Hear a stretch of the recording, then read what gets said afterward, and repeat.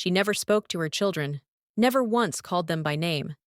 I was her sister-in-law, so I saw it all, and people didn't know the whole story like I did. They only saw her standing quietly while the kids were playing around her feet, her face blank. They'd say, "Why is she like that?" But no one ever wanted to talk about it openly. Her name was Mira. She was the kind of person who kept to herself. She got married to my brother because it was time, not because she wanted to be someone's wife or mother. She'd been raised to think that when a woman reached a certain age, her life would go a certain way: get married, have kids, raise a family. So she didn't question it. In the beginning, my brother and Mira seemed fine. She was quiet, yes, but that's not unusual. Then she got pregnant, and everyone was thrilled, except Mira didn't seem excited. She didn't look scared either. It was just like she was somewhere else. After her son was born, she held him, but she didn't really see him. When she was alone with the baby, she'd feed him, change him, do all the things a mother should. But it felt empty.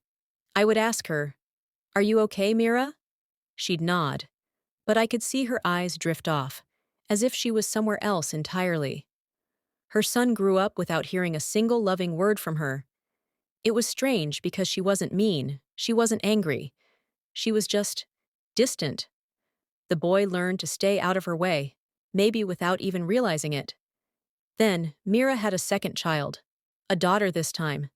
The same silence surrounded her too. I remember once, when the boy was about 4, he fell and scraped his knee. He cried, ran to her, but she didn't pick him up. She just looked down at him like he was a stranger. I couldn't understand how a mother could be like that. I took him in my arms, and he held on to me tightly, sobbing. I felt a chill then, a sense that something was wrong. One evening, after all the children were asleep, I finally asked her, "Mira, do you want them?" She looked at me with such confusion, like she'd never thought about it before. She didn't answer, but I could see in her eyes that she didn't really understand why she'd had them, only that she had. She didn't hate them, but she didn't love them either. It was like she didn't know how to love them, like she'd never really thought of them as hers. She was doing what she thought she was supposed to do, without any feeling behind it. And it wasn't her fault, really. No one had ever told her she could choose not to be a mother. It made me think, even long after, about how many women out there just do what they're told because they don't know they have a choice. Mira's life went on like that. Her children grew, and they turned out fine, loved by their father and the rest of the family. But to this day, her silence follows them like a shadow. They know her as their mother, but it's like they never really knew her at all. And I guess neither did she.